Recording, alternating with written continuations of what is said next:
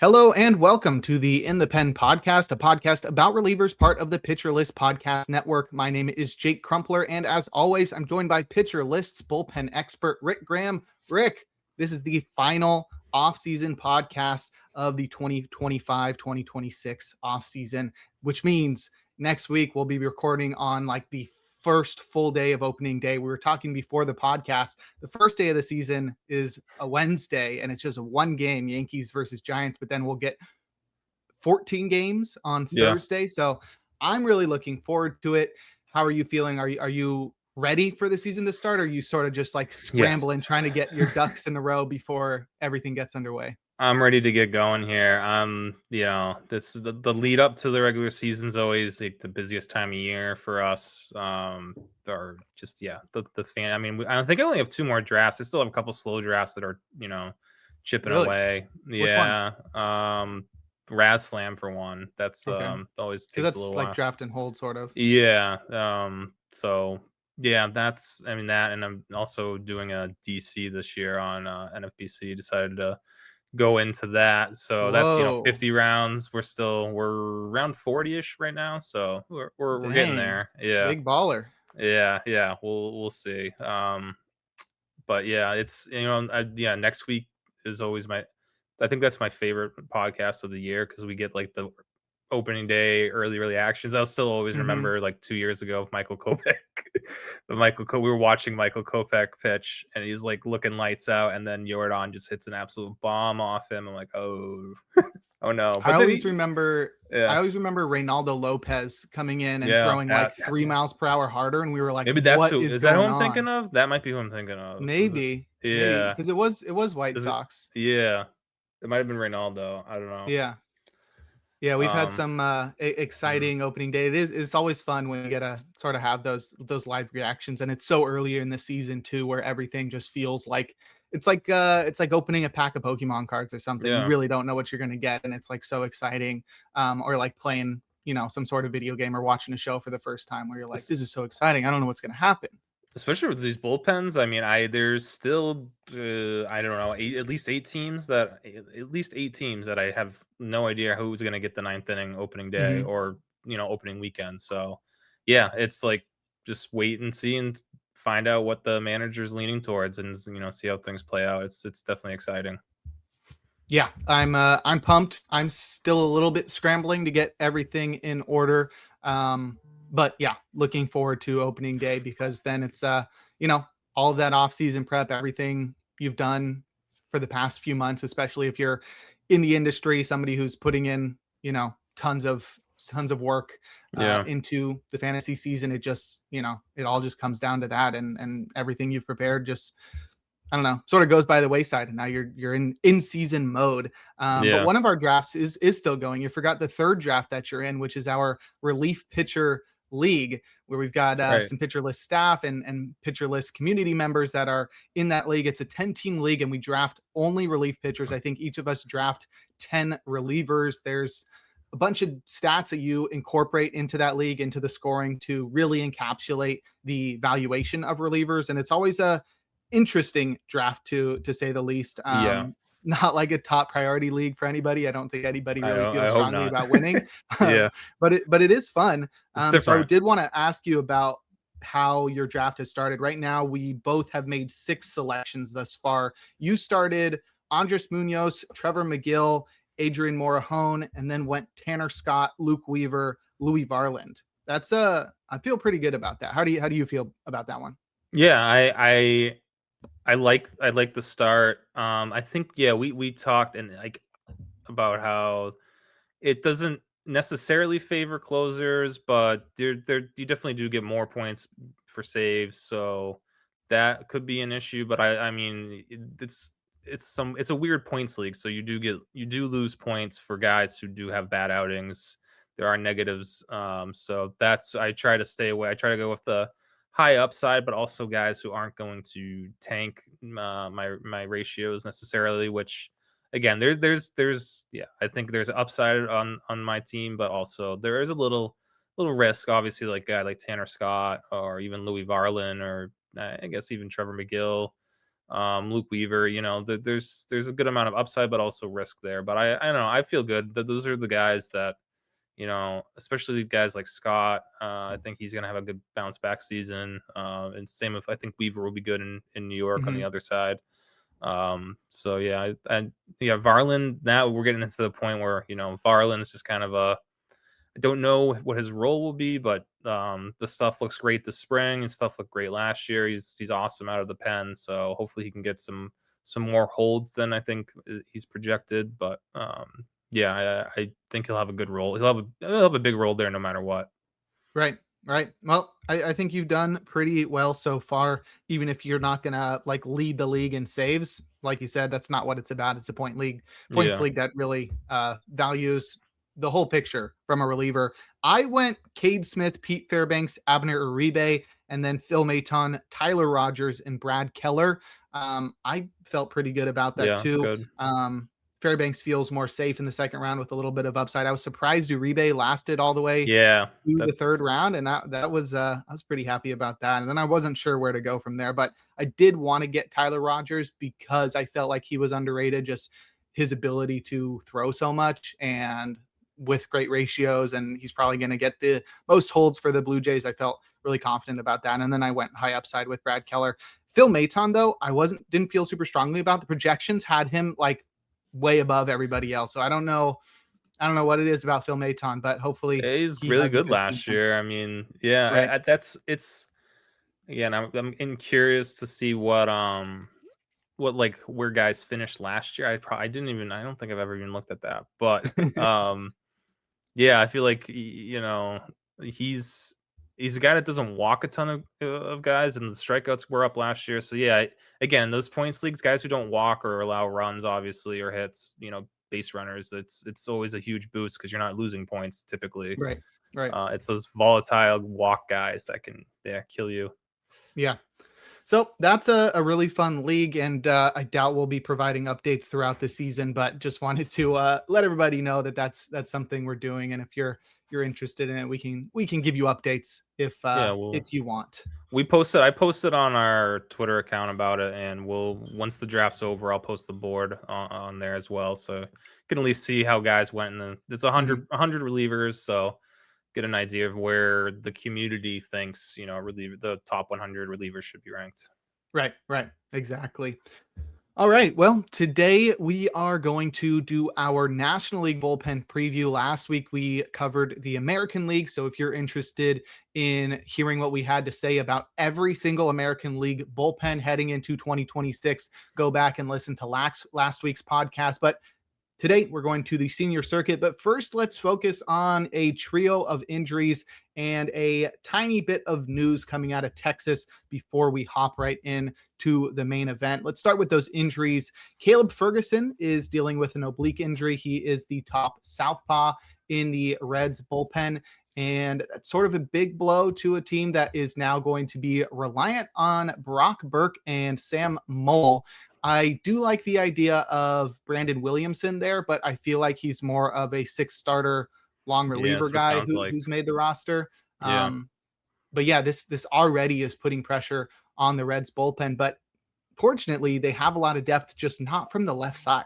Right. That's like the one. Yeah, the right side they have. They have May, and they have three guys in AAA that start the year in Mhm. Maxwell, May, and Kyle Nicholas, who looked really good in the WBC the other day.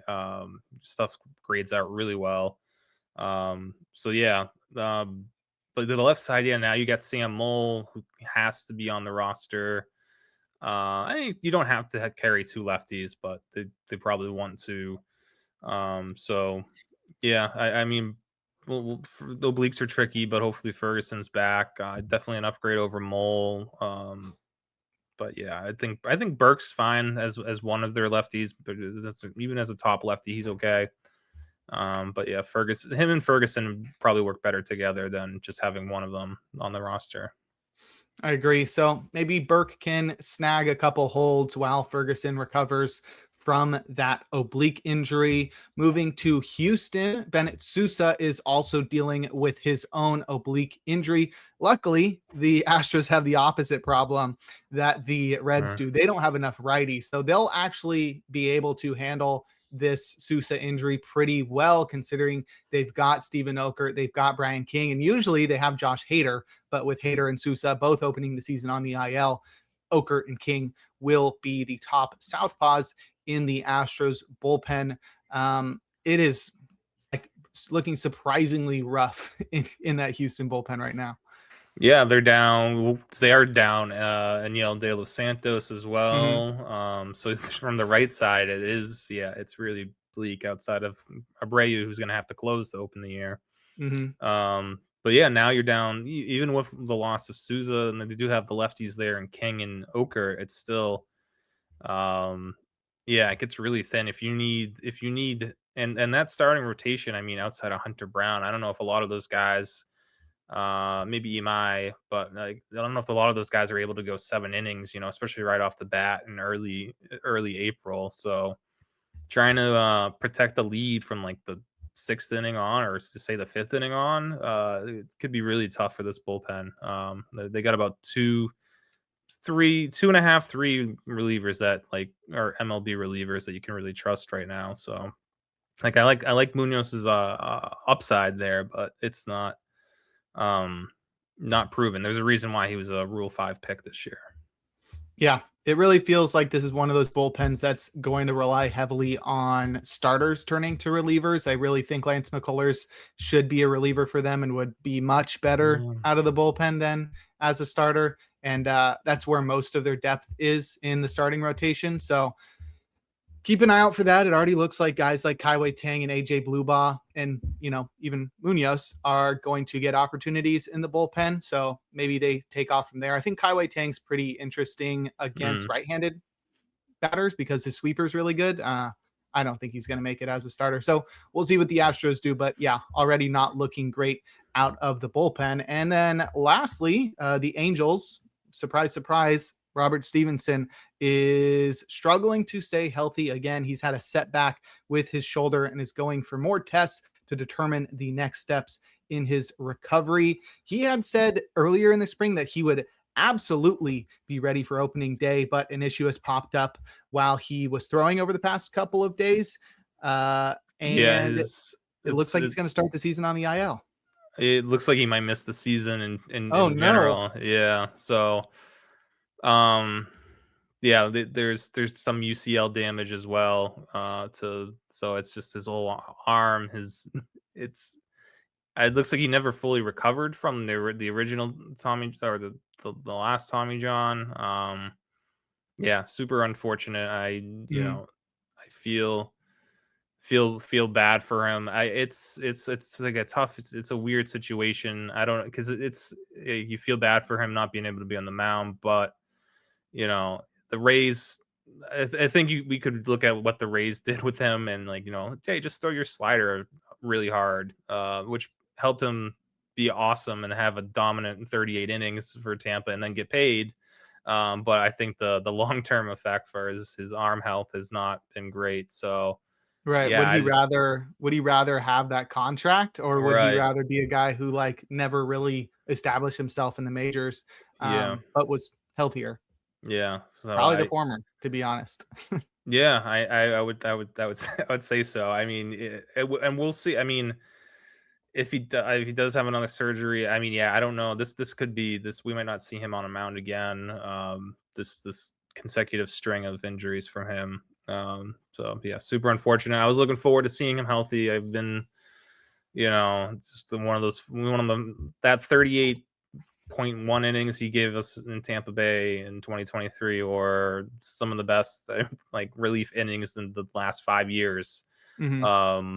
So yeah, unfortunate that we're not going to be able to see him this year. Probably he's trying to find an alternative, another way to get back on the field, but UCL damage usually doesn't just can't pitch through it. Typically doesn't just go away on its own. So yeah.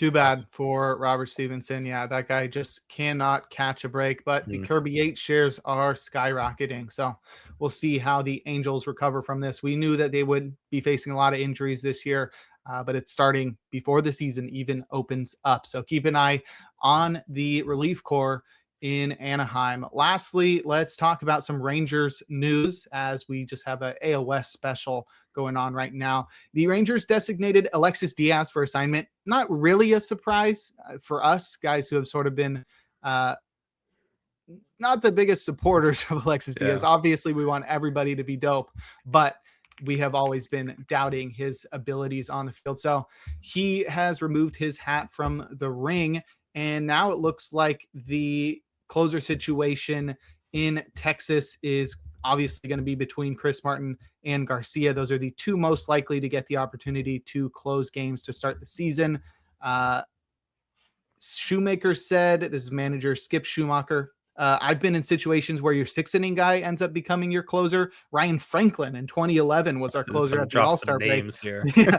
Jason Mott ended up being our closer at the end. 2 years ago when I was with Miami, Dylan Flora was our closer, and it ended up being Tanner Scott. I just don't know what's going to happen here. I'd love to take a hold of that role for sure. I don't want to say closer by committee either. I think we'll see what happens. So he's leaving the door open for anybody, but when he mentions Garcia and Martin, that makes sense because there's really nobody else. And I would just take Martin out of that because he's never been a closer ever. It doesn't seem like he wants to be. So I've been putting my money on Robert Garcia. I drafted him in our pitcherless staff league too as my second closer. So we'll see. Yeah, it's still, I mean, it was good. It's good that he said that he doesn't want a closer by committee. And that's funny that we've seen more. There's been more than I thought, more managers than I thought, saying this, having a sentiment that they don't want a closer by committee, that they want a guy in the 9th inning. The way the league's been trending, I thought it might be going the other way, but we should have some, it sounds like from a lot of teams, we'll have at least some clarity within the first week or two of the season. For now, I agree with you with Garcia. Martin we talked about his injuries from last year. He wasn't even sure if he was going to pitch, and then he had thoracic outlet this offseason. And this spring hasn't looked particularly, his results have been fine, and that's kind of who he is, but the stuff's not getting better. It's going the other way. So yeah, even if Martin opens the year in the closer role, I don't know how many innings we're going to get from him or how many good innings we'll end up getting. So yeah, I think Garcia is definitely the best option here. And his value, his draft, his ADP never really went up the way I thought it would. Like Ryan Walker, I feel like his ADP started going up as people were like, okay, there's no competition there. But similar situation of Robert Garcia in Texas, where he's kind of by himself there. I guess Martin gives them a little bit of skepticism, but I feel like I'd rather wait on Garcia than take Walker 100 picks early or whatever whatever the current ADP is. Yeah, I mean, it was weird considering he was good last year. I mean, obviously didn't display the same upside we had seen from him the previous year with Washington. He didn't have the same strikeout to walk ratio. However, he had a sub-3 ERA and pretty decent strikeout rate, 25%. So I don't really know what people were looking for there. He's not, the upside's not, he's not going to be a huge strikeout guy. He's going to have a higher whip or ERA than your top tier closers, but the way where he's going in drafts, I mean, he's super safe and should be reliable, second closer. All right. Well, that will cover the news and injuries here in the final week of the offseason. So now we can jump into our main event discussing the National League bullpens. But first, we're going to take a quick break here on In the Pen. And we're back. Jake Crumpler here with Rick Graham on In the Pen discussing relief pitchers. It's time to preview the National League from a bullpen perspective. Let's start in the NL East, and we'll go in alphabetical order by city. So let's start with the Atlanta Braves. They added Robert Suarez this offseason and returned Raisel Iglesias. So I think the question is, who gets the most saves, Robert Suarez or Raisel Iglesias?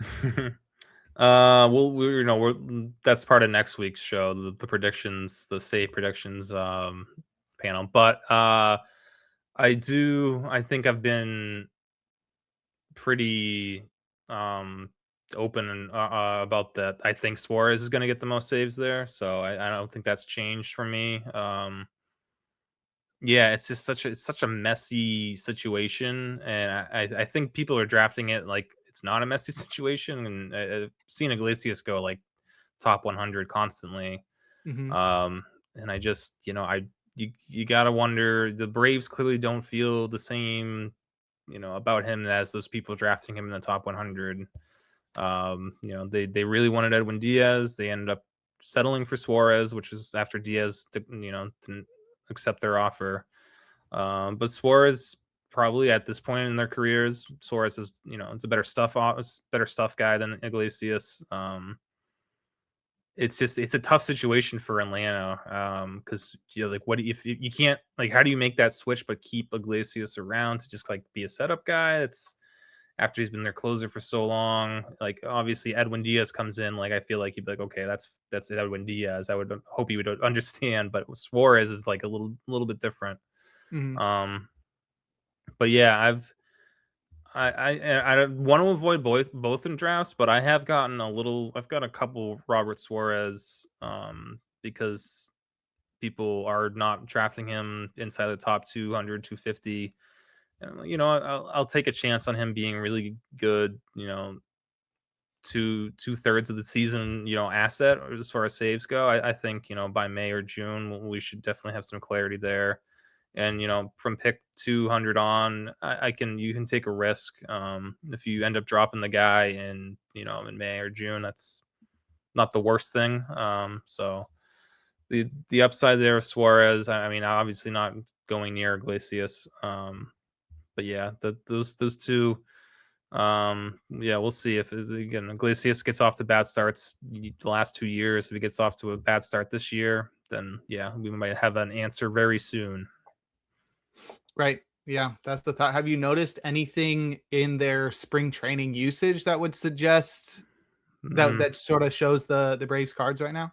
not really with those two guys. I don't think they've pitched on different days for the most part Mm. too.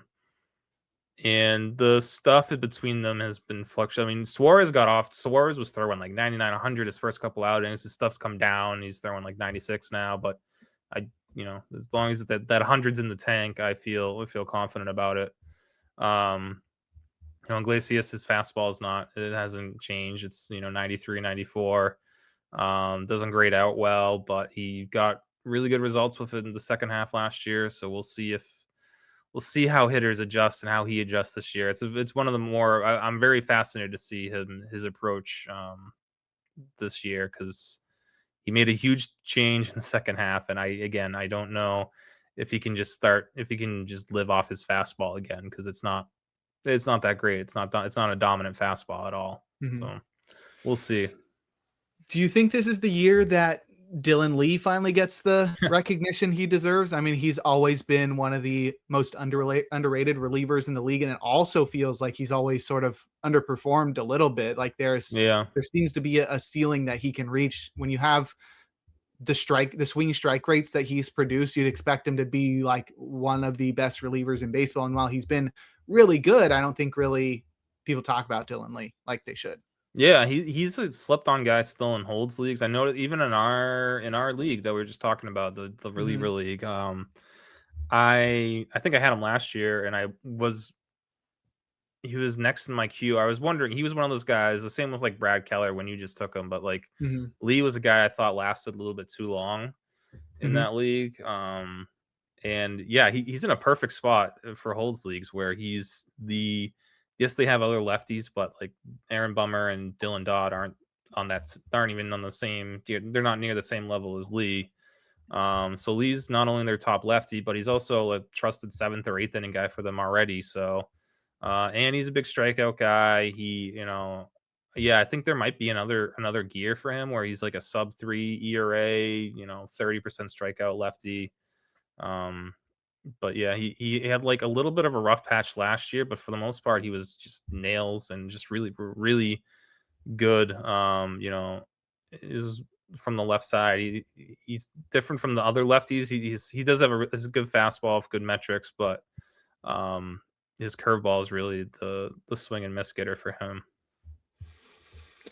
All right. I would ask about Daysbel Hernandez, but I think we should probably move on before we Where do that. even is he even? He's not projected to make the No, he's abstract. not. I mean, he had success last year, but man, he was lucky. But yeah, let's move on to the Miami Marlins, who added Pete Fairbanks this year. I think the question is, how do you think they sort of mess around with that with that relief core? It's Clayton McCullough there, right, as the manager? Yeah. Yeah. So last year we saw them use Calvin Fauché and Tyler Phillips and Anthony Bender when they had Ronnie Henriquez, who was just far and away better than all of these guys, was a huge breakout reliever. Now he underwent Tommy John surgery. We're going to miss him for this season. But they returned Pete Fairbanks from free agency. They got him, taking him away from the Rays, and he should be the closer. But do you think the Rays, or do you think the Marlins play games with the ninth inning usage here? They've hinted at it a little bit, but at the same time, I think it said the Fairbanks would still would finish the most games. So I'd say I think I have them at like 70% save share for Fairbanks. Sounds about right. Which this is a team, I'm guessing they'll play similarly to how they were last year, where save chances will be there. There'll be plenty of them that they'll win close games when they are winning games. So I think this is a really good situation for Fairbanks. I don't know. He's in that second tier of closers where it's like gone back and forth with like that whole tier with like Palencia, Hoffman, and Helsley and Fairbanks, and it's I think between those four at this point, I have Fairbanks as like the fourth guy. I don't know, the way what Palencia has done in the WBC. Obviously, he looks electric. Assuming he can carry that over, he's pushing, he's knocking on the door to being in that top tier. Mm-hmm. And Hoffman and Helsley have looked Helsley hadn't pitched since March 8th, but he pitched tonight. He looked good. Not concerned with him. So yeah, between Hoffman and Helsley, I think the upside's a little bit higher than it is with Fairbanks at this point, because I don't think we're getting Fairbanks fastball back to 97, 98 like he used to be. That said, he's been able to tinker, and he added the cutter and the changeup, and those are two solid offerings as well. So he's in that like upside. I trust him more than Emilio Pagan, especially considering the context. But he's like a better Emilio Pagan, I guess, for me at this point in drafts. I agree. I think the floor is the floor is very apparent for Fairbanks. It seems like despite his sort of recession over the past couple of years, especially in the strikeout department, after that insane ceiling he had for the Rays, I think in 2023, it feels like, okay, that's maybe not attainable anymore, but the pitcher that he has been has still been very successful. Right. So while you maybe don't have that same attainable ceiling that Pagan showed last year, I think Fairbanks is somebody that you can trust to hold on to a role for the whole year, where it's like Pagan could just start giving up home runs again, and then you're sort of screwed. Somebody that we're not really sure how they're going to pitch is Andrew Nardi, who's returning from missing the entire 2025 season. How do you feel about Nardi entering this season? He should be the top lefty here, and he's looked strong in spring thus far in limited sample, 3 games, 0 ERA, but he has struck out 50% of the batters he's faced without a lot of walks. So what's your take on Andrew Nardi entering 2026? Yeah, I mean, as long as he stays healthy, he's one of the best sleeper holds candidates, I think, out there. And yeah, his spring stuff is off the charts right now. It's back. He's where he left off 2 years ago. The results weren't there 2 years ago. That's another reason why I think people are sleeping on him a little bit. But from a stuff standpoint, he is one of the better lefties out there. And he's got some competition, I guess, in that bullpen with Cade Gibson and John King. But neither of those guys are close to the upside Nardi brings. And not just, I mean, as far as, he should work his way into a setup role rather soon. I'd trust him over Tyler Phillips or, pretty much anyone in that bullpen, to be honest. But I mean, I think think the best case scenario here is, Fairbanks in the ninth, and then a combination of Bender, Fauché, and Nardi getting the ball to Fairbanks. So, yeah, I think he's, getting a bunch of holes as the top lefty there. Plus, the strikeout rate should be above 30%, I would say. So Mhm. That's exciting. he's yeah, he's like, I mean, similar to like we just talked about Dylan Lee. It's another lefty that kind of gets slept Mhm. on. Yeah. Right, right. So hopefully he can stay healthy this year. But I really think the biggest sleeper and the guy to get most excited about is Josh White. I don't think a lot of people talk about Josh White, but he is a minor league reliever for them that was just optioned to the minors out of spring training, so he won't make the opening day roster. He wasn't Yeah. spectacular this spring, not showing the command that you want to see from a major league caliber reliever. However, his season last year, and it wasn't just last year. I mean, he's displayed some potential this far, but last year 1.86 ERA, a 41% strikeout rate, a 9% walk rate, sub 1 whip. This is a guy who really excelled in the minor leagues for the Marlins last year, pitching in AA and AAA at the age of 24. Do you think Josh White makes his debut this year, and can he have that sort of upside that he displayed in the minors, or is this, sort of fluke? um. Yeah, I mean, again, the strikeout rates typically don't translate. They're not that as sticky. His fastball is um not elite, so it gives me a little bit of or it's good. It's solid. It's not great. So I get a little bit of a hesitation with him. I mean, I like Josh Eknes there too. Or Eknes is another guy. They have a couple arms in that system. But yeah, I'm sure this is the year for White's going to get a chance at some point. But they also, Lake Bakker's not even going to make the roster, and that's a guy who's really, he'd probably be. I mean, like the Astros should trade for. I don't know. The Astros need right-handed help. Like there's a team Mhm. right here that they could probably snag a right-handed reliever from. Um, but yeah, there's some depth there, and White will be up. Eknes will be up at some point, and same with Bakker. I'm sure I'm missing someone too, but yeah, there's good depth there in that Marlins bullpen. We'll see with White, and again, rookie relievers usually don't get off to like a great start. Like Craig Yoho last year was really struggled, but That's who I I first like, thought of. yeah, I have high hopes for him this year. He looked good early on in spring. All right. The changeups obviously legit for Yoho, and the Yeah. fastball's getting there. So yeah, I think the same thing for White. He'll probably have a little bit of a learning curve, but yeah, there's fun upside there for deeper leagues or dynasty leagues if you're trying to roster prospect relievers.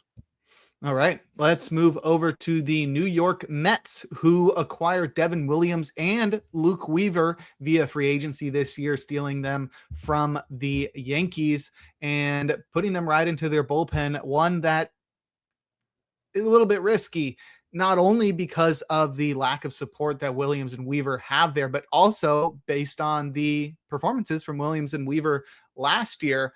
Are we expecting both of these guys to return, one or the other, return to their sort of 2024 levels when they were some of the best guys in baseball? I think I have faith in Williams. I have faith in Weaver. But what's your take here?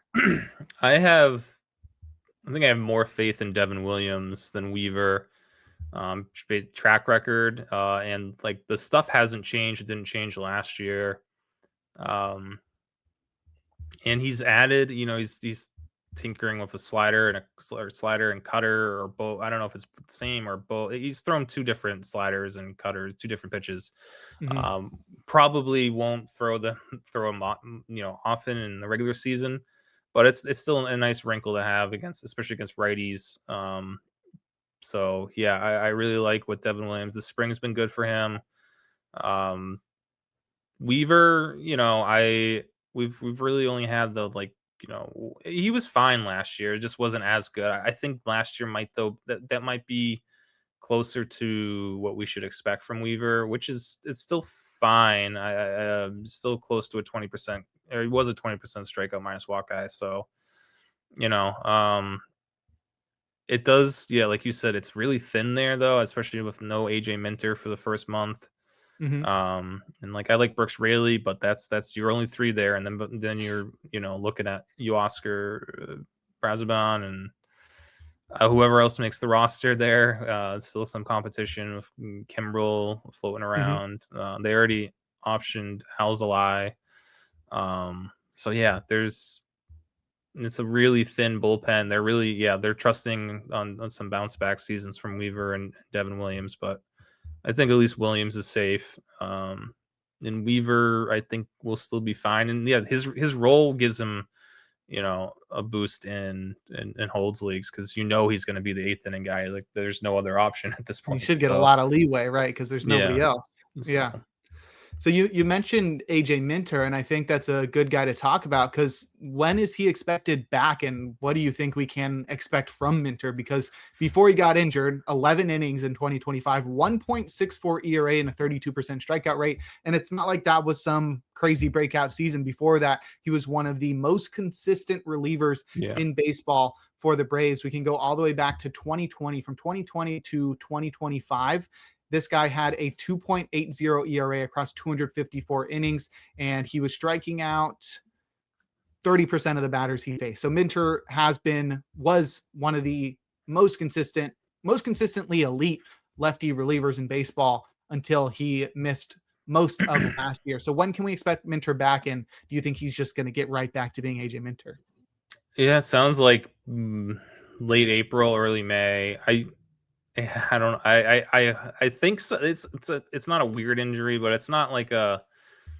It's not an injury that we're used to. We don't see it that often with pitchers. So like coming back from it from this long, well, year long lat injury. Um, I'm not really. It's not like Tommy John where it's like, okay, we can expect like the velo will be down, command will be off for the first whatever for whatever months. But for Minter, I don't really know.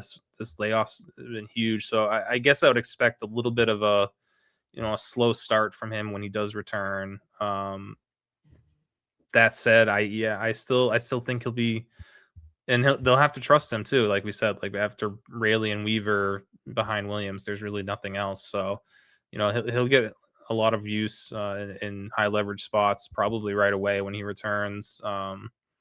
But yeah, his velo had been like kind of declining. Even still, he was able to, his cutter has improved, has been really good for him. So yeah, he's not relying on velo like he might have been earlier in his career, but he's adapted and been really good without the velo. So yeah, I'm excited to see Minter again. It's another lefty in this NL East that is really kind of underrated. Probably slept on because people forgot about him since he didn't pitch much last year.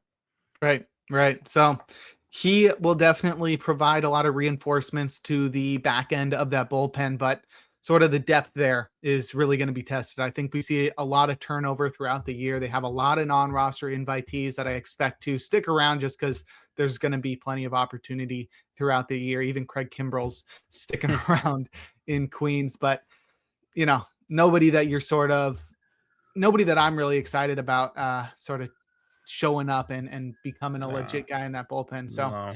not exactly super inspiring from the Mets. Let's move over to the Phillies, a team that was once regarded as unable to produce a bullpen that you could rely on. But over the past few years, it's been the exact opposite. They've had one of the most consistent bullpens in baseball. They're going to have Yohan Duran for a full season this year, and that's pretty exciting. What do you see from Yohan Duran? Like, is he somebody that has the ceiling of being a number one closer, or because he hasn't previously shown the strikeout rates that you'd expect from a guy that throws 105 miles per hour? Do you think that sort of prevents him from competing with Mason Miller and Edwin Diaz?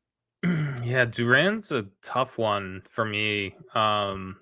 This is like one of those classic situations where you've the eye test versus what our stuff metrics are saying, and our stuff metrics are not very high on Duran, especially in the spring. And it's not necessarily a velocity thing, but it's I don't I think he's changed the way he pitches to, and we've seen him like Aroldis Chapman do it over his career as well, where they started out as a like high velocity guy. It was just like high velo, and like break off a curveball, and that was kind of his thing. But now, Duran's throwing multiple pitches. He's got a splitter now, split change. Can you So even call it that? That pitch is it's like crazy. it's like 98 it's the miles thing. per It's like hour. I think it's probably just breaking or our metric system, because it's such a different pitch. Yeah, very unique. Yeah, very unique. But that all being said, too, Durant's the metrics that we look at have been declining year after year for 4 straight years now, and it's not like it's not like a steep decline. It's a steadier decline, and it's not. I'm not worried yet. But yeah, I don't think. I think that what I'm trying to say is he's become more of a floor reliever, a safety closer type than like this high upside Mhm. volatile guy, which is fine. We'll take the safety. He might not be a 30% strikeout guy again, but he's probably gonna not destroy your ratios and get you a ton of saves in that Phillies bullpen. So, um, I guess kind of like how Clase ended up.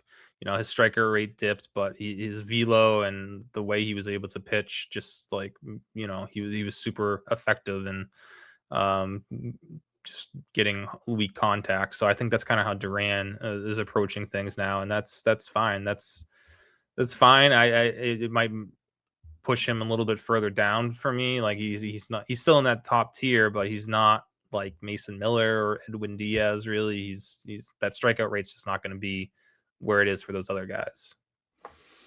This bullpen does have a lot of depth, especially at the front end with Jose Alvarado, Brad Keller, and Orion Kirkering. And I think those are 3 guys where there are questions about what are we going to get from them, because Kirkering was a guy that had previously arrived and looked like the closer of the future. And then last year it was a bit of a step back where he looked like more of a supporting character rather than a main character.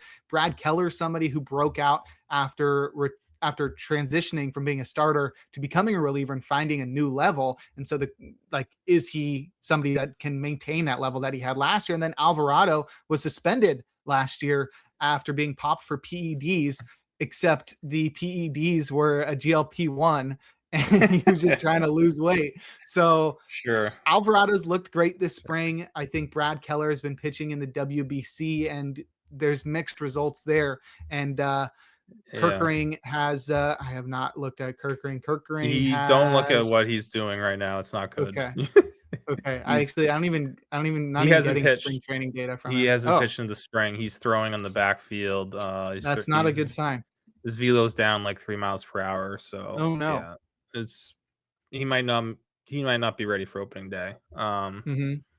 But yeah, they'll be able to rely on Keller and Alvarado. They'll have to rely on Keller and Alvarado, and I think Alvarado will be fine. Bouncing back, he looks solid this spring. Keller, I do have like a little bit of a worry, about him being able to repeat last year. His fastball velo went up, 3 miles per hour, working out of the bullpen. That's great, but it's still not a great fastball.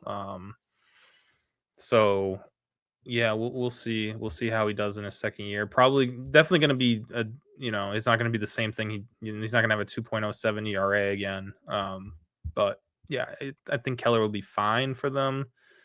And there's other guy. I mean, Tanner Banks is a very solid lefty option for them. Jonathan Boland's like really underrated. He might honestly by the end of the year, he might be a setup guy for them if Kirkering is not healthy and Keller, regresses. So they have options there in Philly. So they have some minor league guys too, are kind of interesting. But yeah, I think depth there is definitely a key because they have it. Right. So definitely some exciting arms there. I'm also interested in what Boland can do pitching out of the bullpen for the Phillies after being like a mid starter for the Royals. So there's excitement there. Excited to see a full season from Alvarado again. He's always been somebody that's Yeah, when he's kind of on, yeah, when he's like throwing 100 mile per hour sinkers with a 93 mile per hour cutter, it's and throwing strikes. Yeah, he's one of the most unhittable pitchers in baseball. right. Let's wrap up the NL East by talking about the Washington Nationals, who have one of the worst opening day bullpens I have ever seen. Mhm. They traded away Jose Ferrer and are just going to be relying on a bunch of young guys right now. It looks like the oldest player they've got is Ciano Perez, and he's not 30 yet. So will be interesting to see. So I guess the real question is, who do you think the closer is going to be? It looks like Clayton Beater's been the guy who's been drafted as the closer. Huge strikeout upside, but he walks just everybody that he sees. And roster resource suggests that Cole Henry should have his name in the mix as well. Have not heard a lot about Cole Henry having that opportunity, but what's your take on the Nationals closer right now? Yeah, I don't know. I've avoided it. I want to keep avoiding it unless you're in like the deepest of leagues. Like in that DC, I'll probably throw a shot at someone late. But between Beater and Henry, yeah, Beater's been so inconsistent this spring, and that's kind of what I would expect from him. And Mhm. that's what's going to happen in the regular season, no matter what the role is. There's going to be days where he, strikes out 3, walks 1, and then there's going to be days where he walks 3 and can't get out of they have to pull him in middle of the inning. So, um, again, upside there is very fun and to dream on with Beater, and same with a guy like Griff McGarry. They're very different, little bit different repertoire, but great stuff, terrible command. And then you have a guy like Henry who's not a huge stuff guy, but maybe just the fact that he's consistent, maybe that gives him the role early on, at least, until someone with some higher upside can show some consistency. And for Henry's part, and again, we talked about how the Nationals have a new organization, new staff. Henry's fastball looks better this spring. He looks a lot better than I had anticipated him to look based off last year's results and numbers and what he was working with. So he looks better. I think I'd be okay with him as a closer. Again, really deep leagues. Yeah, watch out with making those takes right now, because Yeah, it's not going to be good. It's not going to end up well. I mean, it's like him or Liam Hendricks if you're really desperate for saves, so you're taking a chance on. Is he still there? No, I'm just saying, like, Liam Hendricks is probably going to be the closer for the Twins opening day, and Oh, really? so it's kind of what it sounds like. Oh, that's new. I think I don't know. The guy here that I have no idea, but Gus Varlin's a guy who I still Okay. am interested in. Louis Varlin's brother. Yeah, that does help. And Name value. I feel like he should make the roster over Jackson Rutledge, definitely, probably Orlando Rebalta. But Varlin's stuff is showing up. Like this stuff plus has looked great Mhm. this spring, and like his fastball slide. I mean, there's something there. I don't know what I haven't like dived deep enough into his whole past and like why has nothing worked? Why hasn't his career taken off? But his fastball slider combos, especially the last couple outings in spring, I mean, like getting incredible metrics on his fastball, and the sliders, grading out well as well, or grading out, well also. So I really think that's the very dark, like that's a very dark horse candidate for saves, but like because he's not even projected to make the roster. But Gus Varland is, yeah, I mean, probably it could be a sneaky option here, but yeah, Right. I don't really know. It's a lot of darts here that can be thrown, but I do want to throw those darts. Yeah, we'll see. I think I'll put my hat on Andre Granillo. I know we've had some Yeah, hype for him coming out of St. Louis. We'll see what he can do. Slider's pretty solid. It's mostly like the minor league numbers are really good. His stuff isn't that great. So we'll see how that works out in Washington. I think it's a bullpen to sit back and watch because there's just no certainty and nobody's really established themselves, not only in that bullpen, but like in the major leagues in general. So it's a lot of uncertainty. And I think the upside there versus the risk is not great, but it will be one that's fun to watch because I'm sure somebody's going to emerge from that bullpen that at least gets us a little bit excited. So that wraps up the NL East. Next, we'll jump into the NL Central, but first we're going to take another break here on In the Pen. And we're back. Jake Crumpler here with Rick Graham discussing relief pitchers. We are doing our National League bullpen preview, just wrapped up the NL East, and we're entering the NL Central. Let's start with the Chicago Cubs. Daniel Palencia looked incredible in the WBC as he helped Venezuela win the championship.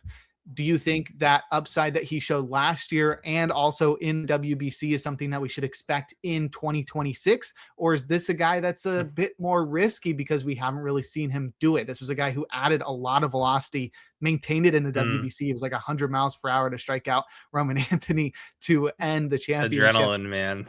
Right. Yeah. So what are you expecting from Palencia? Is this a guy that can jump into the top 10, or is this a guy that we're consistently sort of unsure of what we can expect from him as he sort of fluctuates in that 15 to 20 range? I'm optimistic. I am right now for my final rankings before the season starts. I have him at 9, behind Bednar. I think, I am like a little bit concerned with the WBC run, but I mean, he threw back-to-back days once. That's fine, and I think the velocity and not just the velocity, but it's the added the splitter now is a really good weapon for him, as is the breaker. So he's kind of got the and for Cubs fans too, the Jeremiah Estrada like repertoire down. So yeah, I'm sold on Palencia, and I think that he's got a pretty good leash there in Chicago. I know Hunter Harvey's there, and he looks pretty good this spring. And there's I've seen Hunter Harvey get drafted in like a lot of leagues. Even just I don't know. I don't know what that's about technically, but it's interesting. Some people might know something I don't. Phil Maton's also there, but I think Palencia is pretty. There's definitely going to be risk. There's going to be risk with all those guys in that tier with the Bednar, Palencia, Helsley, Hoffman grouping. There's risk there, but I think the upside is why he's there and why I have him in the top 10 now. So now let's see it for a full year. That's the next step for him. So but I'm excited for him this year. I think it's legit. This is sort of like the antithesis to the Nationals bullpen, where they have a clear-cut closer, and then the rest of the bullpen are a bunch of veterans. And do you think the roles are clearly defined here? Do you think Maton's the setup guy? The 8th inning, we see Hunter Harvey in the 7th, Caleb Thielbar, the top lefty, and then Jacob Webb and Hobie Milner mixing in the earlier innings as the support guys. This seems like that probably is very close to what they're going to roll with. It's probably one of the more well-defined bullpens right now in baseball, where you kind of have a good idea of how each guy's role is going to play out. So, I mean, as long as Harvey's healthy, he should factor into some holds, and either the 7th or 6th inning, maybe the 8th. Yeah, they could probably mix and match with Maton and Thielbar as well. So. But that top 4 there, pretty solid, pretty good group there. Not the best group out there, but it's a pretty good group for Chicago. And I know the bullpen's been an issue for them past couple of years, so this feels good, at least going into the season. Last year it was not a good feeling going into the season. Things worked out with Thielbar and Keller, and then trading for Kittredge. But I think they're starting at a better point this year than they did last year. Let's move on to the Cincinnati Reds. They re-signed Emilio Pagan in free agency. Is that correct? Yeah. Yes. Okay. I second guessed myself for just a second. So he should be the closer again. he looked really strong last year. All of the metrics sort of support the career season that he had, but this is a guy for many years before that just seems so volatile. He was so reliant on home runs, and we saw him go to Cincinnati, and we were like, that's not going to work. That guy's going to give up a million home runs, and that's not what happened. Do you think that's still in the cards for Pagan, or do you think he's somehow found a way to get rid of that dirty past that he had? Yeah, I mean, there's still the home run risk, and he got a little bit lucky with it last year. If that luck flips this year, then it's probably going to be a bad season for him. The Reds, he might lose his role at some point. But I don't think that he's not in danger of that yet. Like we talked, this Reds bullpen, especially from the right side, there's a lot of interesting guys here. Tony Santillan has not looked great this spring. His velo's been down. I think it was down last year too in the spring, and then over the second half, it kind of came back up. Maybe that's kind of who he is. It takes him a while to ramp up, and that's fine, I guess. But because they have other guys they could lean on if needed with Ashcraft, and Connor Phillips is another holds guy, kind of gets slept on because I don't know if he's going to get holds. This bullpen's really deep. But like I think over time we'll see Phillips have a better role than like a Pierce Johnson there. And yeah, we'll see. It's a fun bullpen when we talk about the guys in the minors too, like Maxwell, May, Nicholas. A lot of upside there. So yeah, Pagan struggles off the bat. There's no shortage of options, especially if Santillan's throwing better. But yeah, Connor Phillips is like a guy who I feel like could be closing out games for them by the end of the year too. Just the fastball slider combo. He's got a closer mix. I just need him to locate a little bit better. His command just needs a little bit of a boost, but stuff's there.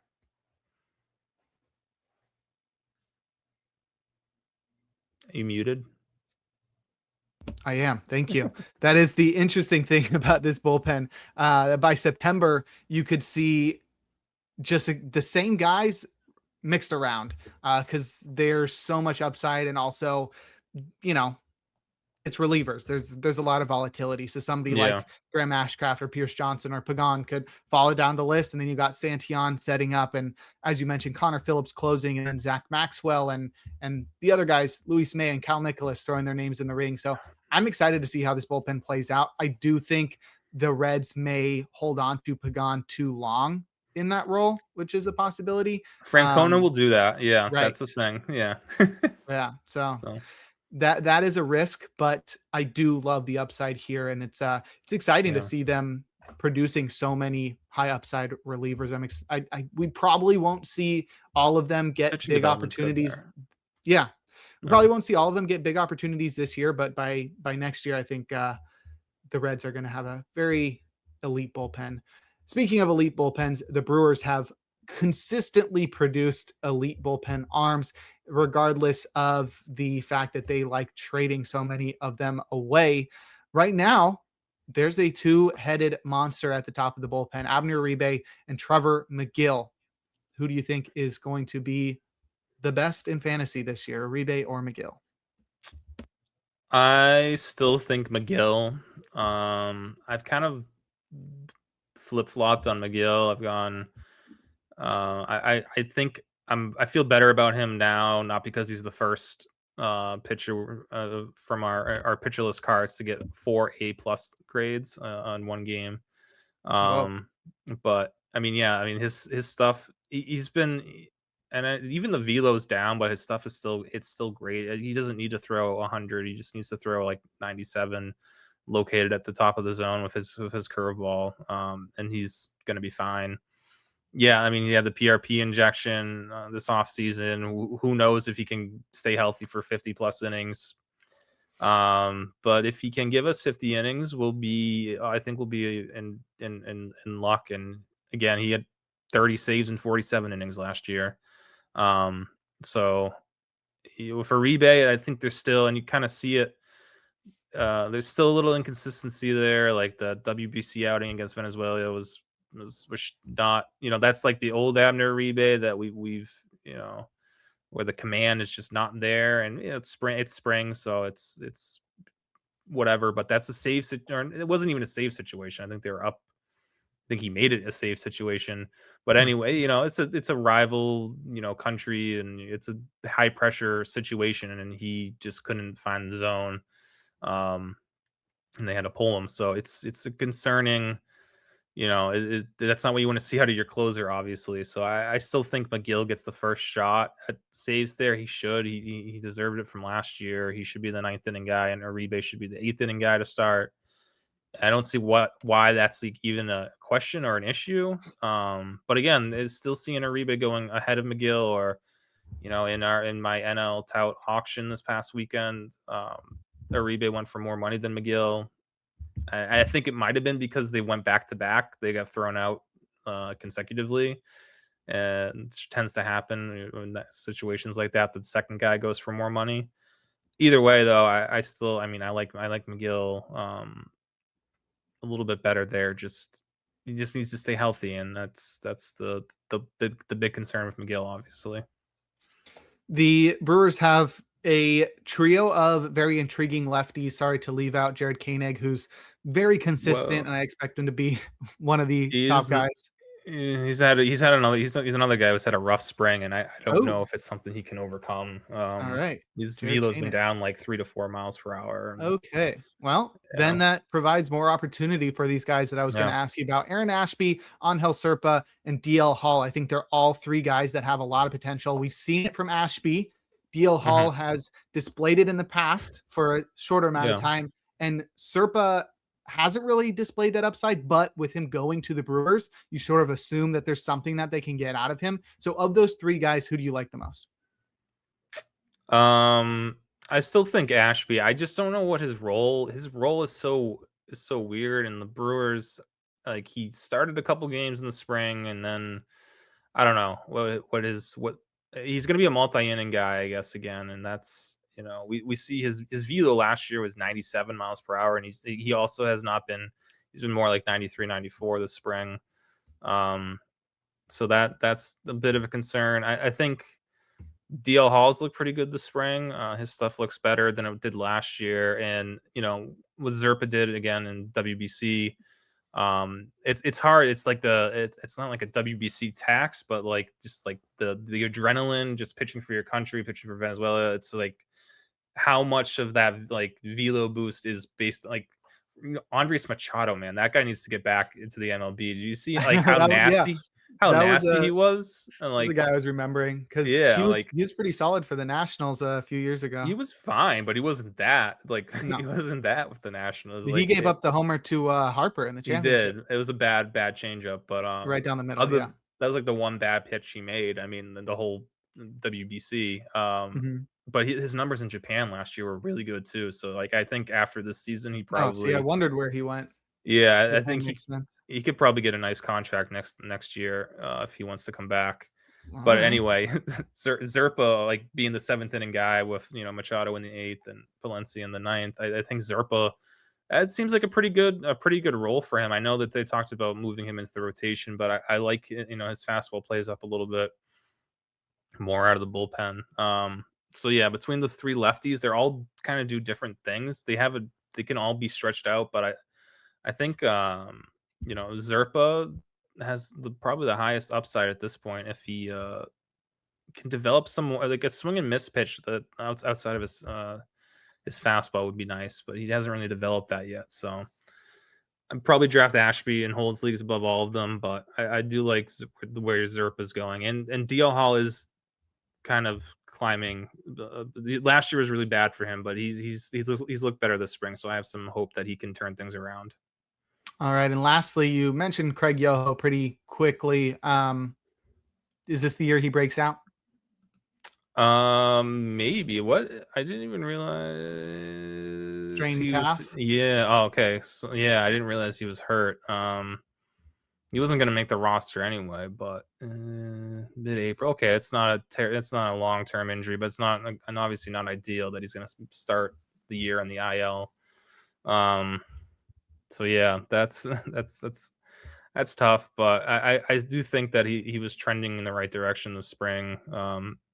It was like he made his fastball um workable. It really wasn't a good pitch last year, and you get away Mhm. with it in the minors, but at the major league level, you can't. So the changeup's obviously great. It's just finding better fastball consistency and whatever, and then finding he also had I think it was I don't know, he had some sort of breaking ball he was throwing this spring that looked good too. So yeah, I think Yoho will be fine eventually for them. And yeah, again, they have all these lefties.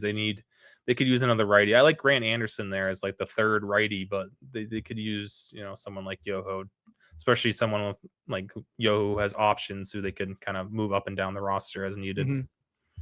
Yeah, that's it's pretty exciting. Let's go to the Pirates, and they're returning Dennis Santana as the closer.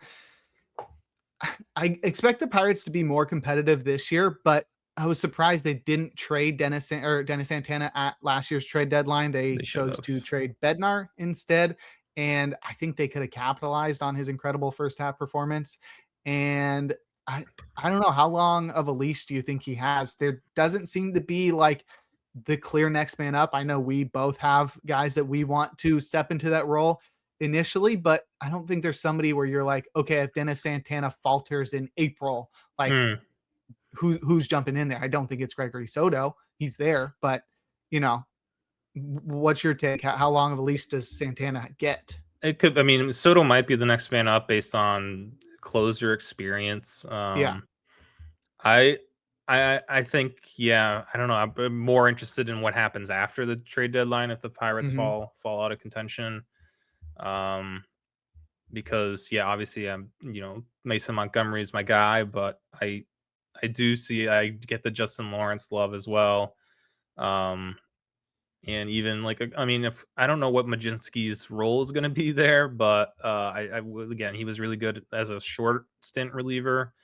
And even like Isaac Matson, I was really not high on as a setup guy there. But his I get it. His fastball is he's got a good fastball. Stuff wise, high IVB on it, so it plays up. So then yeah, between Santana and Soto, I have concerns with both, especially Santana that he doesn't look great this year. And that's the guys, some of these guys haven't looked great in the WBC, and that was Santana, who again, that Dominican team kind of just they didn't turn to him in big spots like they did other relievers, which is interesting. It's an interesting tell. Like Juan Mejia is getting bigger innings than Dennis Santana. Um, and yeah, Mejia's stuff looked a lot better. I think that's the obvious reason. But Santana velo's down a little bit. Could get back up to where it was, but even still, his fastball's really not great. Great slider. He's kind of a one trick pony. And got really lucky last year though with that ERA, and that ERA is not going to be the same this season. If that strikeout rate's still 22%, you're playing with fire. And now you have, I just don't care about, Nick cares about defense, and it's tougher with relievers because it's so smaller stints. But just thinking about, and I'm hoping that in the ninth inning and save situations, the outfield won't be what it is with Ryan O'Hearn running around in left field at PNC Park. Like that's a huge outfield for a guy like Ryan O'Hearn to be, patrolling, or Brian Reynolds and O'Neal Cruz. Like that's like a very questionable outfield. Yeah, Hopefully because they'll they're have some. moving Cruz up the defensive spectrum. He was the right fielder last year. No, Cruz was still in center. Was he? Yeah, but I'm like gonna I'm I gonna don't know check who you they on this had. one. It's still. I'm hoping this You're shouldn't be right. a factor in the ninth inning. They'll have like Jake Mangum or Justinson Garcia. Can see I'm using this. I'm making sure we use the pronunciation guide today of Right. Justinson Garcia. That's a hard one. It is. It's a harder one to spell than say, I think. But yeah, Right. it's um yeah, hopefully the outfield defense won't be terrible, because yeah, Santana is going to probably give up some hard contact out there. Um but yeah, I mean Soto is someone to rely on too. So I'm just hoping that Mason Montgomery can figure out his fastball command. And yeah, that's still my guy. His stuff looks great this spring. Just the command, it's command issues. All right. I'm not giving up on Justin Lawrence yet. He's still looking good too. So I think we both have a name there in Pittsburgh that we are excited to see get an opportunity. Let's wrap up the NL Central with the St. Louis Cardinals. And don't think there's a lot of questions outside of the main one, which is who's going to be the closer. Because right now, Roster Resource has 4 different guys in a closer committee: Riley O'Brien, Jojo Romero, Matt Swanson, and Ryan Stanek. Stanek has the most experience in the majors. Romero has the most experience for the Cardinals in the late innings. Riley O'Brien ended the season as the closer last year, and Matt Swanson might have the most upside of the bunch based on the strikeout rate and sub-2 ERA he had last year. Who is the guy you're hanging your hat on in St. Louis? I feel like dumb about it, but I've been getting a little bit of Ryan Stanek, just because it's free in deeper leagues. Mm-hmm. And I don't want to pay up for O'Brien or Romero or even Swanson. So yeah, it was interesting to see. I don't remember. I should have the numbers. But I think for in our NL tout, I think O'Brien went for like $3 or $4. Romero went for like 5 or 6, and then Swanson went for maybe like 2 or 3, and then I took Stanek for $1. But I don't think he's going to be the closer, at least to open the season. He's looked pretty good this spring. His last outing was not great though, and everything looked bad, and I'm a little concerned about it. But yeah, I think if I had to put money on anyone getting the first save there, it's O'Brien still. And again, I think there's the strikeout rate's not, it kind of turns you off, but I think that with his arsenal, there's definitely potential for that strikeout rate to improve. Same with Romero too. I know he's not a big strikeout guy either, but I think Romero is going to get traded at some point. It's just when. And he'll be a really good lefty for some bullpen. That's, he shouldn't be in the closer mix. Really, it's not his. But he's a solid lefty to have. And then Swanson, I just feel like they're gonna hold off on him closing. Maybe not. Maybe I'll be wrong. They don't really have to worry about arbitration too much. I guess they're not one of those. I mean, they'd like to save money, but they're not like the Marlins or whatnot. So I think maybe they'll let Swanson get saves. If that happens, then yeah, that's probably the most exciting guy here, is if Swanson can take that role. That would be fun to watch. But yeah, I don't know. It's doesn't seem like they want to name anyone. They're not even like toying with the idea of naming someone at this point. So I guess throw a dart on one of these 4. And for me, it's Stanek because he's the cheapest one. That's cheapest one, plus also maybe the most upside, like for short-term upside at least. So yeah, I think that's why I'm getting Stanek. All right. A lot of uncertainty in that St. Louis bullpen. Now let's wrap things up with the National League West, starting with the Diamondbacks. And from a bullpen that went from being really unclear, it's become pretty clear, so much so that Roster Resources like Paul Sewald's the closer. And you called that a while ago. I'm going to give you credit for that one. And then Kevin Ginkel just let him have it. He just struggled this spring. He struggled last year. It's not looking great. But yeah, I mean, what do you think the ceiling is for Paul Sewald? We have not seen him close for a few years. It's been a while. The last time he was like a full-time closer was 2023. I guess he did close a little bit in 2024. But it's been a while since we saw like peak Paul Sewald. So Seattle what are you Mariners. expecting from him? Yeah. And we're not going to see Seattle Mariner Paul Sewald. But I don't think for where I've gotten him in even like recently, like super late, and like I guess I understand why no one wants to touch him. But his worst has never been that bad. I don't know. I just feel like we're forgetting. He's been a pretty solid reliever over his career, and it's not like people are worried about the velocity. And I get that. I'm a velocity, guy as well. But like that's never been. See, it's like saying like I'm worried about Phil Maton's velocity. It's like that's not part of his game. I Mhm. don't care that much. So, and even like to the same degree where I don't really care that much that he's throwing 2 miles per hour harder this spring. That's sure it's better than not, but it's not.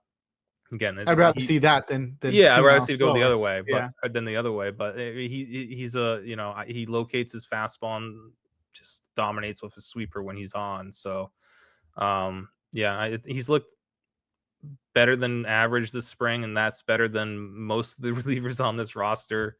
Loizaга's been inconsistent. If he wasn't as inconsistent, I feel like he could make some noise as a closer here. But yeah, it's definitely going to be Seawald to open the year. They haven't named anything, and I think Lavulo said he's not going to name a closer, but they've been hinting strongly at Seawald being the guy.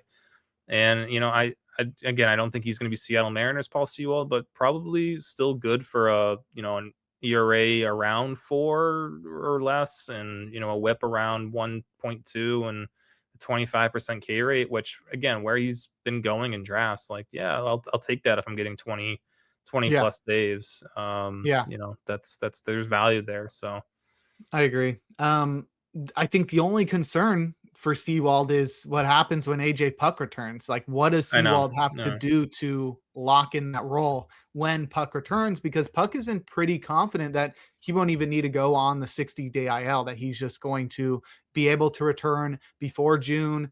And if he looks how he did beforehand, Puck was one of the best relievers in baseball, regardless of handedness. And I would think they would have to immediately start competing for that closer role. Yeah, I mean, well, Puck is on the 60-day IL to start, so I think we won't see him till June, mid June at the earliest. But yeah, that's going to be. I mean, I think they would go back to. I think this is the thing with Arizona is like where are they at when Puck returns, like in the standings. I think that's a big factor because there's a chance if they're not playing for a playoff spot in July, they could trade this whole bullpen is like on the last year of their contract. So they're all on like 1-year deals or Hmm. So I mean, Seawald could go, Clark, Thompson, Ginkel, Loizaga, Puck. They're all free agents at the end of the year, I believe. So Thompson might have another year, but either way, you could still move Ryan Thompson if you wanted Hmm. to. So yeah, this whole bullpen could look different in August, or we could see Puck at the head of it, and they're competing for a playoff spot. But yeah, if Seawald's pitching well as the closer, I don't think they need, especially Puck being a free agent at the end of the year, unless they're trying to bring him back. They might just be like, hey, set up for Paul the rest of the year, and then Take it easy. Yeah. go get your money in free agency. Right. Yeah. And then they will get Justin Martinez later in the summer as well. Yeah, He's maybe. recovering from Tommy John surgery. So that lots of reinforcements possible. If all of these guys do get traded, though, there are some high upside guys like Juan Murillo, Andrew Hoffman, even some failed starters, or Yeah. even Brandon Garcia. Is there one guy that you like the most there to sort of be that next in line for the closer? Obviously, I think Justin Martinez is going to be around for a few more years, so he's Yeah. probably going to be the closer of the future. But let's say his arm falls off. Yeah, if he has complications returning from Tommy John, I mean, Juan Murillo is probably the guy for me. Just the velo there, the stuff is a little bit better. But yeah, I mean, Brandon Garcia is a lefty, so I'm not sure if he can work his way into the mix. They probably will need him sooner rather than later, considering that Right. their only lefty right now is Philip Abner, who I honestly don't even know much about. So 3.2 innings last year because yeah. RIP Andrew Salfrank. I don't know. Yeah. But yeah, I think Garcia is going to be needed in that bullpen. I just don't know if he's a closer. All right, let's talk about a bullpen that's probably not going to get a lot of fantasy attention. However, people are always just so desperate for saves that they're gonna try it, and we're gonna say don't do it. But it's the Colorado Rockies. They surprisingly have been producing some relievers that are interesting when they leave Colorado. But they got Seth Halverson, they got Victor Vodnik. I don't even know why I don't see Seth Halverson. Is he He's not still projected injured? to make the roster. That is psycho. But hey, there's He's a been bit of bad this me. spring. Oh, well, yeah. There's a bit of me that trusts the Rockies a little bit more. They did get Paul DePodesta from Moneyball fame. They got Jonah Hill there heading the baseball operations. So that's a little bit more promising than just being like, well, Dick Monfort's the one who's making all the calls right now. So there are some guys with upside here. I mean, Jaden Hill's still there. Luis Peralta has gotten my eye before. Yeah. Is there a possibility of anybody becoming like actually 12-team fantasy relevant? There's an outside chance Vodnik can figure things out. I don't expect it to happen. I mean, the one guy here who I think could be that relevant is Juan Mejia. Right. But I don't know. I don't know if that's gonna happen. I'm just really staying away from this in pretty much any format. And Mhm. I see people are. It's like every year, like people do chase the Rocky, like or at least the last couple of years. Vodnik's getting drafted everywhere, and I'm I like, what are you even thinking? He's Like gonna that get should be your dropped. last pick. Dude, these guys, there's always someone drafted from like there's always a Rockies closer drafted, and they always end up dropped in the first month or two, probably the Mhm. first month. Like and they're always on the wire. You're able to stream them if you want, but and I haven't looked this up, but Eric, Eric Halteman of Rotorire, he was telling The me, boy, the yeah, boy.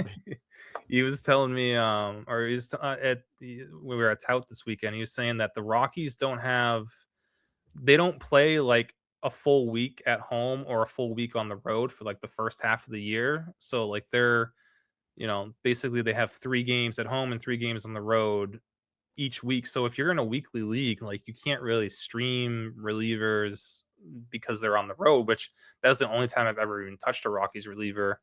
Um, Right. On top so of that too, it's like the whole reason why these guys struggle so much is because it's not just like the pitchers are bad in Colorado. It's when they go it's true. away from Colorado, they don't perform well because their pitches move It's completely different. differently. Yeah. So they can't control it. Like you saw that with Jeff Hoffman. This was a Mhm. guy who has like a great slider, a great curveball, and it's like he can't get it in the zone because he That's a goes good somewhere point. else and it moves completely differently. So you can't control your stuff. And that's why it's like even if you want to stream somebody outside of Colorado, it's you want them to have that consistency of Yeah. 2 or 3 series in a row where they can sort of acclimate to how their pitches move outside of Colorado. Yeah. I'm just not drafting anyone here, but keeping an eye again, like there are interesting arms here. So keeping an eye on it just to see if someone does show some sort of consistency, moves into a high leverage role, potentially a closer role. But yeah, it's really not a fun situation if you're rostering one of these guys to start the season. I No. wouldn't do not recommend. All right. I guess we have to talk about them. The Los Angeles Dodgers. They are once again returning a just stacked bullpen that even has an injured list that's also stacked. It's going to be great all year long. They're going to have like starters that can't crack that insane rotation that filter in through that bullpen as well. But we're bearing the lead because they got Edwin Diaz to close out the games. I do you have any questions about Edwin Diaz, or is it just like, yeah, he's the number 2 closer in baseball. Mason Miller's dope, but like, Edwin Diaz is just going to be great. Or do you think the Dodgers like play some games with him, or maybe he reverts to having those struggles that we've seen from him in the past, where he's just giving up home run after home run? I have a little concern. I think that's why I feel like he doesn't belong in the same tier as Mason Miller. I think there's the biggest concern of him is just being on the Dodgers, and like he's probably going to be on the IL at some point just because he will be. It's the Dodgers. So he won't pitch the whole year probably, and then I do think Tanner Scott can chip into some of his save share as well because again, like they haven't had an Edwin Diaz there for Dave Roberts, but even still, Roberts has been, and this Diaz was used this way in New York. Even he would come into the 8th inning of games depending Mm-hmm. on matchups. So That's why he only had 28 saves last year. right, so I mean, if you have the middle of like the top or middle of a lineup in the 8th inning that's heavily right-handed, probably go to Diaz in the 8th, and then you can have Scott in the 9th. I don't think that's a crazy thing to expect. So, yeah, there's going to be that. That said, I think he's one of the most safe options, just team context wise, and just how he's pitched over the past few years. He's been fairly consistent. I know he's had a couple blips, but I think for the most part, Diaz is one of the safer options. But yeah, I've seen him, and he hasn't always been the second reliever off the board. He's kind of Really? yeah. I've seen him go like 3 or 4. Some people prefer Munoz or maybe even Cade Smith. I could understand an argument for that, but yeah, I still like Diaz as the second reliever. I agree. And I think Tanner Scott's probably worth rostering in 12 teamers too, just because of the Mhm. way the Dodgers are expected to use Edwin Diaz. And I think Scott's got a very high ceiling. Outside of that, obviously, Alex Vesey has been one of the most consistent relievers in baseball. I don't want to trust Blake Trinan after the struggles we saw last year, but I wouldn't be surprised if he just He hasn't had a good figures spring something out. either. Okay. Well, it's cooked. Yeah, Cooked. hopefully, Um, hopefully. but we did see the emergence of Will Klein and Edgardo Henriquez throws a million miles per hour. Do you think those are guys that emerge as sort of the next guys up and are another reason why the Dodgers that consistently produce these that's incredible bullpens because they have pitching development on top of the spending power? That's the thing is like most, everyone likes to complain about the Dodgers, and I get it, but like then like you look at this bullpen and like the casual baseball fan has never heard of Will Klein, Edgardo Well, Henriquez, now they might Justin. have after Well, that okay, World Series performance. Yeah, but like our Will Klein, Jack Dreyer, Edgardo right. Henriquez, Justin Robleski, Ben Mhm. Kasparius. No one really knows who those guys are, but they all have like really high, really good upside as relievers. And even Robleski, I think he'll either him or Kasparius will probably be kind of like a 6 starter, long relief option for them because I don't think they want Otani and throwing every 5th day, but maybe I'm wrong. Yeah, Um, I think it's gonna be a six-man too. yeah, so like one of those guys would be, but either way, I mean this bullpen's deep, and they have guys coming back in Gratterall, maybe Brock Stewart, Evan Phillips at some point Mhm. as well. So yeah, I mean it's a little weird seeing like Will Klein like has kind of worked his way up into Yeah, high leverage territory, but he's just playoff not. tax. I mean, it's not even the playoff like outing. It's like there's we've talked about Will No, Klein we every have. time. Yeah. Every time he gets DFA'd and sent somewhere, it's like, oh, he's Uh-huh. interesting. He's pretty Oh, interesting. I was so Yeah, pissed. Do you remember how pissed I yeah, was when he went to the Dodgers? I was like, yeah. he's just And of gonna course, be credible. that's where he kind of or that's where he might be, breaking out and becoming an actual steady relief option. So, yeah, I mean, Vesey is also again a guy who just throws like 90 miles per hour with his Yeah. fastball, but like Set it 20, and forget it with him. 22 inches of IVB on it. It's just Mhm. Ridiculous. insane pitch. So yeah, this Yeah. is fun bullpen. Another fun bullpen. The Padres are led by the best reliever in baseball. I don't like the only questions with Mason Miller is like how many innings does he pitch? I really want to know like what you think a real attainable ceiling for him is because I was dreaming on that this year. The way that he's like he hasn't allowed a hit since July or something. Yeah. Like he's just untouchable. What do you think? Like I don't know, 90th percentile outcome for Mason Miller is this year. What are you looking? What are you looking at? Uh, Like from a Cy Young seat. Like what do you think Miller would have to do to win the Cy Young? um. See, the Cy Young, you probably need to be, the ERA needs to be below 2. I think it Whip, needs to be like below one, yeah, like I mean maybe that's low ones, low yeah. ones. Give me okay. So we'll start with an ERA below 2, a WHIP below 1. Okay. Um, 45 to 50% strikeout rate, Okay. 40 saves, something like that. That seems like so It's like doable. doable. It is So doable. doable. I know.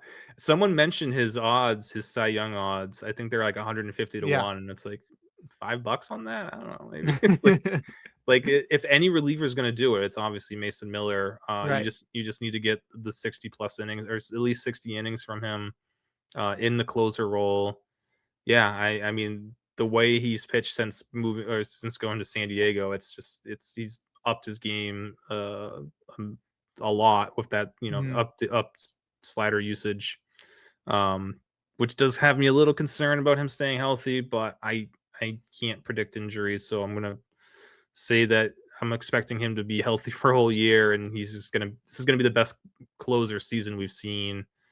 I don't even know, in some time. I mean, Yeah. there's no one that touches the strikeout upside. It's not Yeah. I close. guess like Edwin Diaz from like Seattle days, Yeah, that Chapman yeah, way back when yeah. with the Yankees. Yeah, no, it is going to be a ridiculous season. Let's Does he thoughts stay and healthy? prayers. He's staying healthy, staying Yeah. healthy. There And are a lot of really good arms setting up though. Adrian Morahone, dude, Jeremiah Morejon's throwing Estrada. 101 miles per hour now too. I don't know where That's that came awesome. from, but Estrada's there. Jason yeah. Adams returning from injury. Who do you think leads that trio and holds? Um, Probably Estrada, just because I think Estrada should be a consistent 7th or 8th inning guy there. I think Morejon, you have a chance of being the lefty, play a little bit more matchup based. But that's why he ended up with 13 wins last year, because the way they use him. And I think, yeah, I don't think he's gonna get 13 wins again, but he'll get probably 5+ wins and 20+ holds. And yeah, I mean, it's ridiculous top 4 when Jason Adams healthy early on in the season. It's a really just like unhittable grouping. So hopefully, yeah. I mean, I think Adam probably doesn't get to 29 or 30 or holds again, because he's going to miss some time, but he should still be good for 20 holds as well. So like, yeah, in holds leagues and saves plus holds leagues, all 4 of those guys, Miller, Morejon, Estrada, and Adam, they're all like top 30, 40 options. I see Yeah. I see why the Padres are like, it doesn't matter if we have Herman Marquez starting. If he can make it 4 innings with the It's lead, just like we're get gonna us, win. yeah, get us a lead until we can hand it over to, even, I mean, like David Morgan's a fairly interesting arm there Yeah. too. I was gonna ask about Bradley Rodriguez because Gradually he throws Rodriguez. 100. Yeah, and his whole thing, it's not even his fastball, it's his changeup that's like a really good pitch. That's great. And he's only 22, Yeah, so I know I mean, imagine if Yuki Matsui worked out for them too. That was right? another guy we had Right? hopes for. Not totally dead on that, but yeah, it's not No. looking great. The Yeah, crazy crazy bullpen in San yeah. Diego. Oh yeah, for sure. And they lost Robert Suarez, but they'll be fine. They oh yeah, they're gonna be okay. Yeah. All right, let's close things out with my San Francisco Giants. The bullpen is looking rough, especially because they're already dealing with injuries. This was a bullpen that was, you know, already going in depleted. But Yoel Peguero is going to start the season on the IL. Reaver San Martin, who they signed to a major league deal, is going to start the season on the IL. They added Sam Hentges this offseason. He's going to start the season on the IL. Jason Foley was already injured. Randy Rodriguez, Tommy John surgery last year. So now it's just, all right, let's see if Ryan Walker can recover 2024, or 2023 works as well. 20 previous versions of himself, Ryan Walker. Do you think that's possible? He's looked strong this spring. 0 ERA, no walks in 6 innings. Yeah, I think he can be steady enough where he's not going to lose the role. I don't think we're going to get back to 2024, second half of 2023 Ryan Walker. I don't think that strikeout rate is going to come back, but I do think, yeah, he can be steady. And yeah, I mean, there's just no competition for him there. It's kind of like we talked about, you know, some of these places. It's just with Robert Garcia. It's like there's no real competition. I mean, Eric Miller, maybe. I don't He know was his so walk. weird last year.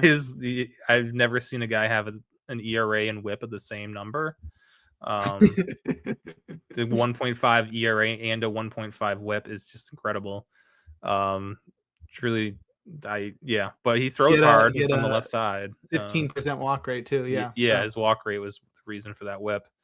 But he doesn't strike out with 15% walk rate and a 17% strikeout rate. So it's like, I can't endorse that. but he'd like shown a ceiling before Reds, that too. I The know, previous yeah. year he was striking out a million guys. So it is really, really weird from Eric Miller. but I think they're hoping for him to fix those command issues, and he had some health issues last year. So if he's healthy, that gives them something to rely on, and maybe you see a bit of a matchup based thing with Walker and Miller being the lefty there. But yeah, I was hoping Gregory Santos would make this roster. I don't know; he's not projected to make the roster as of now, but I don't understand. Unless he hasn't looked, maybe he hasn't looked great the last couple games. I haven't seen, but yeah, I think Santos probably deserves a spot here. But yeah, it's rough after you get past Walker and Miller and Right. Is that Jose Buto's like the only guy? I mean, not like as somebody to be interested in, but in this bullpen, it's like, okay, yeah, you're like everybody else is just some dude. I've seen some potential from Buto in the past, but Matt Gage could be okay too as a lefty, but sure. Doesn't he throw like I thought he threw like 80 miles an hour? No, I'm tripping. 92. It's 92. That's fast. He's left-handed. Yeah. I know. It's not the most inspiring bullpen. You're hoping that they've had a million failed starters, that one of them is gonna figure itself out. But Hayden Birdsong was probably the one who had the likeliest opportunity, and he is now undergoing Tommy John surgery. So not great. Tough. Gregory Santos, save us. Michael Fulmer, save us. Michael Fulmer, yeah. Somebody. They'll be aggressive if they need to and go make a move. I don't know what's out there right now. Probably nothing, but yeah, it's also I mean, sure. There's also you gotta when roster cuts are made. Maybe there's someone intriguing who doesn't make a roster somewhere. I don't know. We'll see. There's definitely some work that needs to be done still here in this Giants bullpen. It's not great. It is not great. But that will do it for our National League bullpen preview. We've made it through the whole league, and we took our time with it, but that's okay. We really went all the way in depth. I don't think there's nobody's going to be tweeting at us like, I can't believe you didn't talk about this guy. And that is an I'm sure that was going to happen. Yeah. You get tweeted at all the time. All right. But that'll do it for this episode. So, Rick, why don't you go ahead and plug your socials and anything you're working on as we enter the regular season? Yeah, you can find me on socials at I am Rick Graham. I am working on the day this podcast comes out, I should have my last updated rankings, closer rankings, holds rankings, save plus holds rankings out on Friday, March 20th. So for those drafting this weekend, you can have some updated rankings. And then the regular season, and we get back, and then we get into the swing of the whole regular season schedule, and that should be fun. All right. You can follow me on socials at Jake Crumpler. You can follow the pod at In the Pen Pod. You can find all of my work at crumplerbaseball.com. I'm doing playing time analysis over at Baseball HQ. And in terms of pitcher list, First Pitch Podcast is going to start next week. Looking for support there. And working on my top 100. Will get out before the beginning of the season. I want to get it out this weekend, and it's not going to be like last year. I've done a lot of work this offseason, so I will have something out before opening day. But yeah, I don't think anybody's using my ranks to make draft decisions, so it's not super pressing for the rest of the industry, but I do want to get that out. And looking forward to this season. But that will do it for this episode 152 of the In the Pen podcast. We'll talk to you all next week.